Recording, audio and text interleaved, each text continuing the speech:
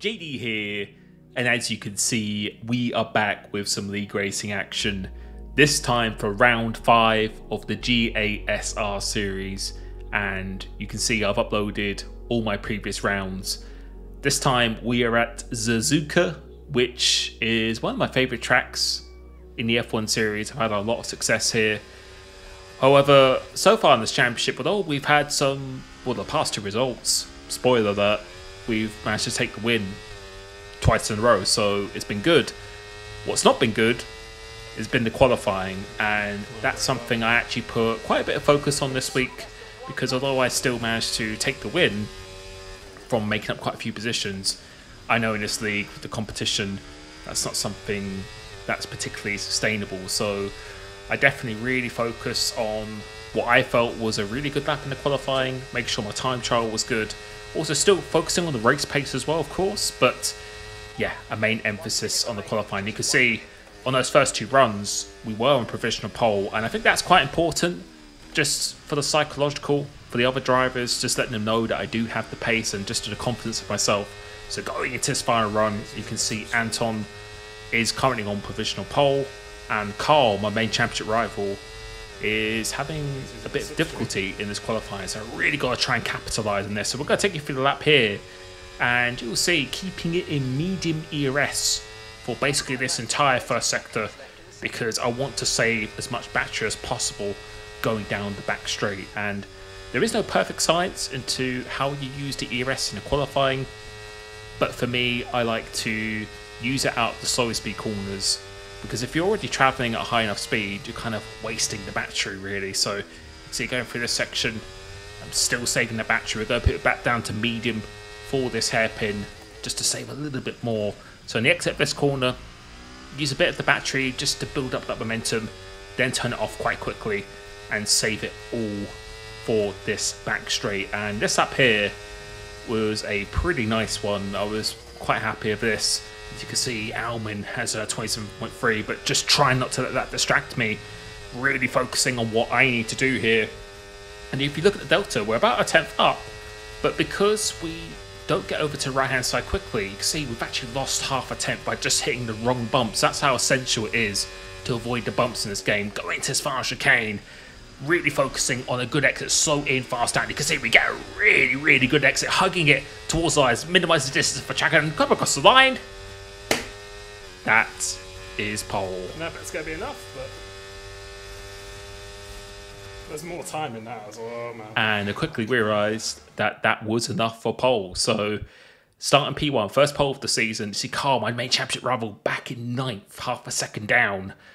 This is exactly what I need. But what we're about to see here now was a glitch. So I was changing my fuel, and I was planning to go on the hard tyres, because that's something I want to do or like to do. That's what I did at Monza. But then you'll see here now, if you click the race director to see what tyres people are on, it has a glitch where you then can't get back to the menu where you change your fuel or tyres. So I can see here now, I can't get back and actually change my fuel or tyres, which is a glitch that's apparently been in the game since September.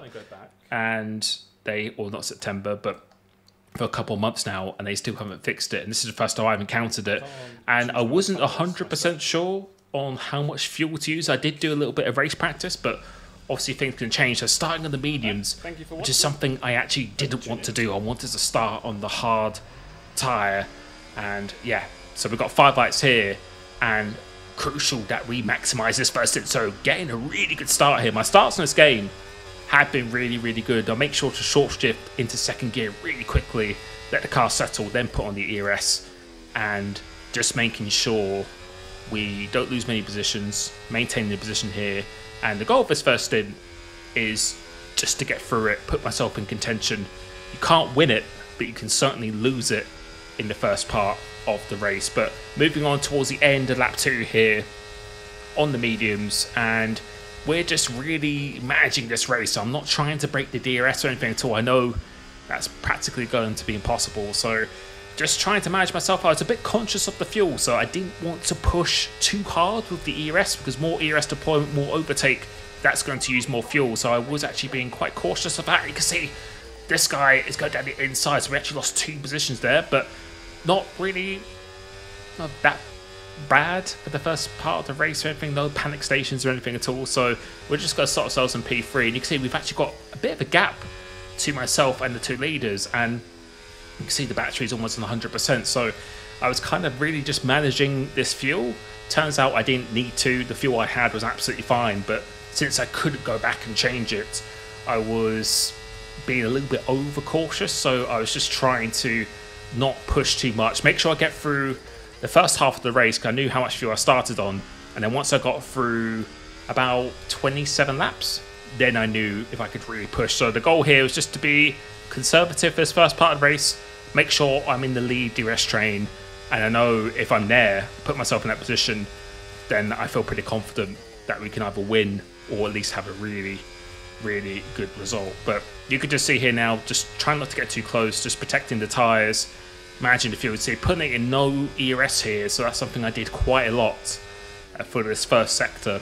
And you can see a lot of people did point out after the race, and I think you're 100% correct, but you're about to see here now, this is a race deciding moment. Maxi Schumacher makes a bit of a mistake, and thankfully he doesn't fight it, and because he's done that, he has lost the DRS to Almin, and that now means I have two choices. I have to hold station, or I'm going to have to really, really push to get back with the DRS. So I felt pretty confident in my pace. Of course, getting the pole position, I felt like I definitely had the pace, so we're going to use this ERS to get back with the position. And I thought at this point, he's not really going to fight it too much to stay out of my DRS, and because I would assume he thinks that I'm quite fast and I have enough pace to get back in this DRS. So using the ERS here, and you can see in the straight line, we are very, very even in the straight line. The delta really isn't moving that much at all. I think I was running a little bit lower on the downforce compared to most people, and you can see coming into here, the detection point I believe was going into that last chicane, and we should have got DRS there, because I'm pretty sure we were within a second, but we didn't get the DRS. So yeah, I was kind of banking on getting that DRS, and if we did get that DRS, then that would have been absolutely fine. But because we didn't, now we have sacrificed all our battery, and you'll see for this section, this is where he was really fast, but you can see we're having a sloppy few corners here, and this is not what we need. And now I've just lost 3 tenths, not driving well, just panicking a little bit at this stage, just losing the composure, and yeah, now we're 3-4 tenths behind and don't have that much ERS. And if you move on towards the race, I think I was just being very, very cautious. I just didn't want to over push, didn't want to make a mistake, lose the lead of the race or lose the position where I was. And I was still a little bit cautious of the fuel, but I think you guys are right when you were watching me. I believe Almin, our pace was very, very similar, but I think he was just maximising that ERS much better than me. I think I was over-saving the battery quite a lot, and I've decided to let Anton pass, and I was hoping, because he's really, really fast, I was hoping that he would drag me towards Almin, the leader, and didn't appear to be the case. It seemed like he didn't quite have the pace to do it, and I felt like I was probably the second fastest guy here today, but Almin was definitely the fastest, just really maximising. So I would have loved to have seen this on board, and you can see Anton made a mistake here. This is actually going to cost us both quite a bit of time, and now you can see, you'll see by facing the exit of this corner, I know that it's going to be a pretty difficult race now to win unless Almin starts making some mistakes. And you can see the lead he's got is over 3.5 seconds, so that's quite comfortable, but still doable to get back in. But we're going to have to really try and sort ourselves out. So I decided to re-overtake Anton. You can see how much battery I saved again, and yeah, I think I was just definitely being way too conservative on the battery, just trying to manage it too much. I don't like to use overtake unless I really, really have to. If I'm in clear air, I don't really tend to use it. So that's something I think I definitely maybe have to work on quite a bit. But this is a perfect example. So the gap is 3.3 seconds. This is a perfect example of how I was driving throughout the race. And you can see Anton, he gains, I think, quite a bit of time in this first sector because I'm putting it down to no ERS. In reality, I think I could have got away with maybe medium, and you can see he's gained almost 2 and a bit, probably even more tenths through that first sector. Could it be downforce, or could it be just because I'm not running that medium ERS? And you can see he's gained about 3 to 4 tenths just in that first sector. And then for the rest of the lap, I think we're pretty even. And you can see again, we're not using the overtake. We're almost on 100%. I think at the exit of this corner, we're going to be on 100% ERS, which we are. I think just being a bit too conservative with this battery, and I probably could have used the overtake much more per lap and still ended up saving the ERS per lap. So I don't really practice myself being in clear air or leading a race or anything like that. I tend to do a lot better when I'm in the DRS train. I can just outmanage my ERS compared to everyone else, kind of outthink the other competition when we're all together. But this is a scenario I think I'm going to have to go away and definitely practice a little bit more. And you can see even down the straight, I don't think we even used the overtake and then go for this last sector.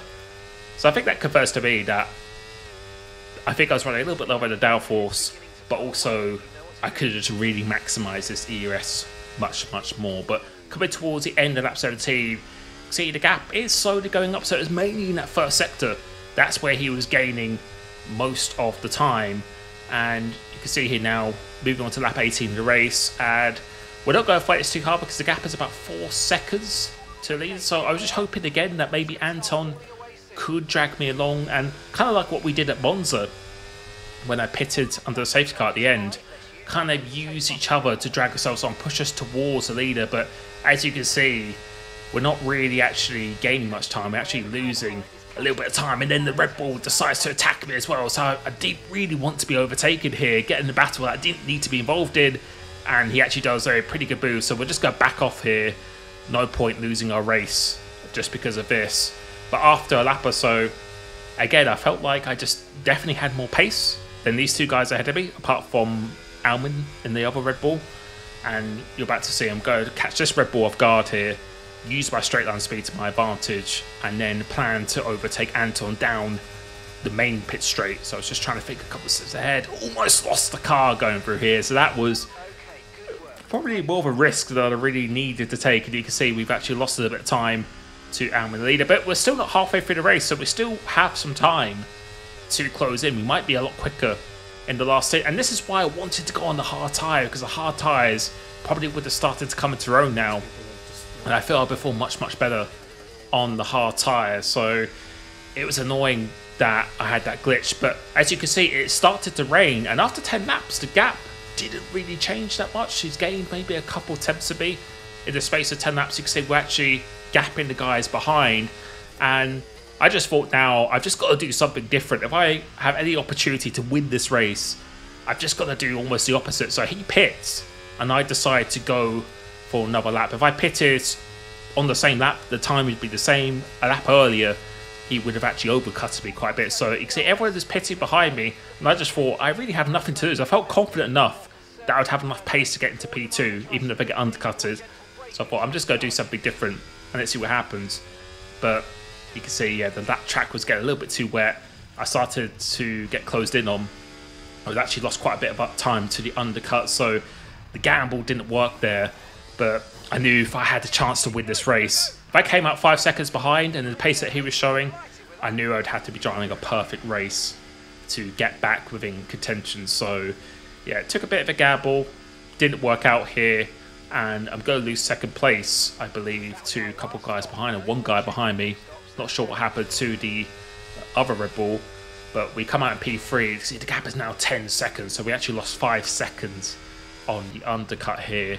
And you're about to see my force feedback completely fails. As I go for this right hand and put on the overtake, you'll see here now. What the fuck? Force feedback just lost. Yeah, so I think this is a glitch, not just with Fadtech, but I think there's a lot of other people I know with different wheels. The game likes to kind of disconnect the force feedback at times, and when you're relying on the weight of the wheel to keep you centered, it can actually catch you really off guard in the wet there. I was very lucky to not actually lose the car, but number of laps later, 7 laps later, we managed to catch up to Anton, and you can see Alman has actually pulled away quite a bit. It took a while for my tyres to get up to temperature, so I lost a little bit initially, but yeah, his pace was very, very strong. So we're going to just try and dispatch of Anton. And I've got a lap fresher tyres, which might not sound much, but sometimes it actually proves to be quite a big advantage. So the gap is 14.4 seconds. Let's see what we can do here now. And you can see we're on to lap 40 and the gap is 14.1 seconds. So let's see what we do here.